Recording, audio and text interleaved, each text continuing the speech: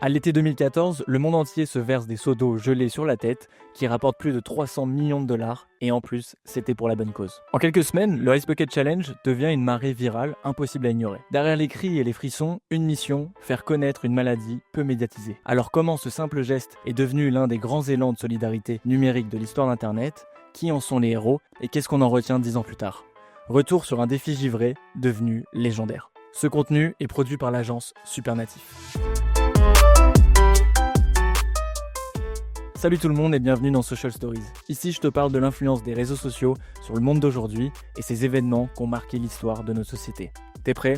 C'est parti. Qui ne se souvient pas de ces vidéos partagées en boucle à l'été 2014? Des millions de gens, seaux à la main, prêts à se verser de l'eau gelée sur la tête devant la caméra.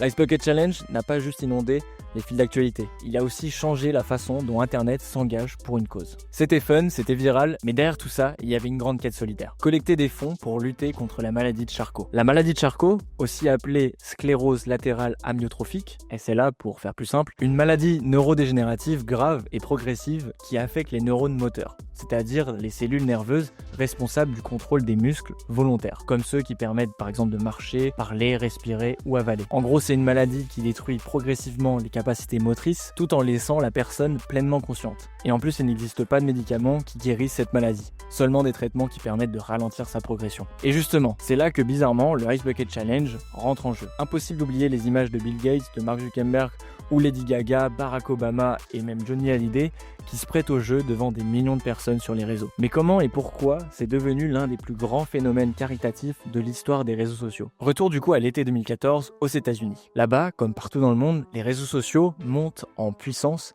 et les défis en ligne commencent à se multiplier. Mais cette fois, le déclic n'a rien de superficiel. 3 Américains atteints de la maladie de Charcot, justement, lancent le challenge.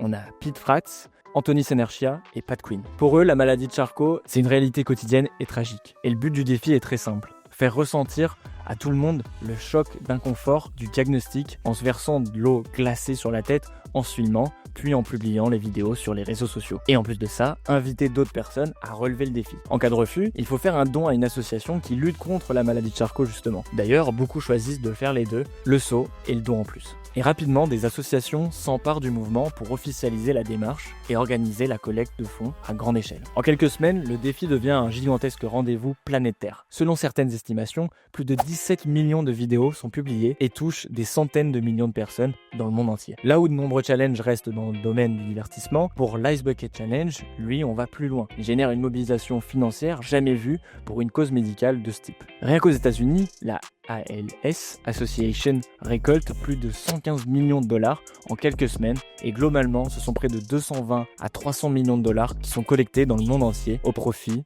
de recherche pour la maladie de Charcot. Pour la première fois, la maladie de Charcot sort de l'anonymat. Tout le monde en parle, les médias décryptent la maladie et ses symptômes et en plus des malades témoignent. Mais les fonds collectés ne se limitent pas à la communication.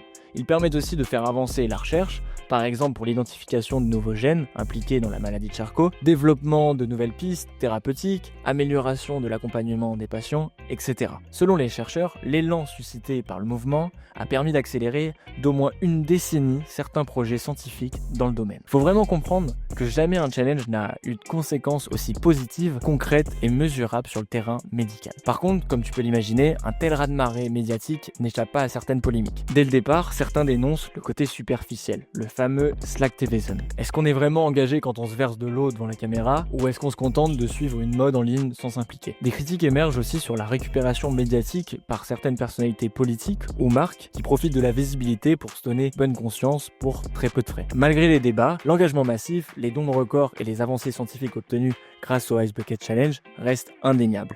Et surtout, ce modèle inspire de nombreux mouvements par la suite, qu'ils soient dans la santé, l'écologie ou les droits humains. Mais malheureusement, pour d'autres challenges, ça prend pas du tout la même direction. Donc avant de finir cette vidéo, je vais quand même faire une parenthèse sur les challenges beaucoup plus sombres qu'on a pu connaître sur les réseaux sociaux dans les années qui ont suivi. Parmi les plus alarmantes, dont tu as déjà peut-être entendu parler, on retrouve le Blackout Challenge, où des adolescents se privent volontairement d'oxygène jusqu'à l'évanouissement, ou bien le Benadryl Challenge, qui pousse à avaler des fortes doses de médicaments. Bon, le but c'est pas de faire une liste exhaustive, donc je vais m'arrêter là, mais t'imagines bien qu'on manquait pas d'idées. Ces défis, popularisés en quelques heures grâce à la viralité de TikTok par exemple, ou d'Instagram et YouTube, ont provoqué de véritables drames, allant jusqu'à entraîner des morts dans plusieurs pays. Ces phénomènes reposent sur une mécanique d'influence très puissante, la recherche de reconnaissance, l'effet de groupe et la peur de rater une tendance, ce qui pousse de nombreux jeunes à imiter ce qu'ils voient à l'écran. Et les algorithmes des plateformes sont aussi fautives, parce qu'elles favorisent aussi la diffusion de contenus extrêmes ou décalés pour capter l'attention, tandis que la pression sociale et le besoin de validation des autres incitent à toujours repousser les limites. Des études récentes montrent que la majorité des ados ont déjà participé ou envisagé de participer à un challenge en ligne, même en connaissance de risque, quand celui-ci est relayé par une personne populaire ou un influenceur. La question de la responsabilité, ici,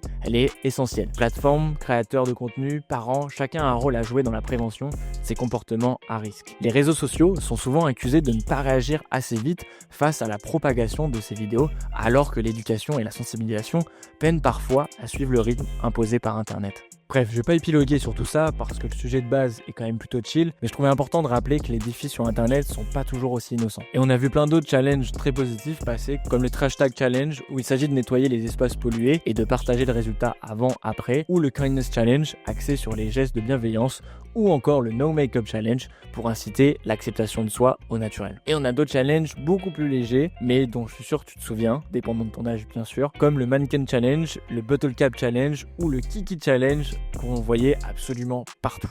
10 ans après le Ice Bucket Challenge, qu'est-ce qu'il en reste? Déjà, il nous a marqué, il nous a appris qu'un simple geste peut catalyser l'engagement collectif dès lors qu'il est conçu et porté par une bonne dynamique sur les réseaux sociaux. Il a aussi contribué à redonner espoir à des milliers de patients, permis des avancées médicales concrètes et montré que la frontière entre viralité, divertissement et solidarité n'a jamais été aussi poreuse sur Internet. Aujourd'hui encore, alors que les plateformes changent et que les tendances virales semblent plus éphémères que jamais, l'héritage du Ice Bucket Challenge reste un modèle pour tous ceux qui veulent utiliser les réseaux sociaux pour faire bouger les lignes et déclencher pour une fois un tsunami de générosité. Merci de m'avoir écouté, n'oublie pas de t'abonner à cette chaîne si la vidéo t'a plu et je te dis à bientôt pour un prochain épisode.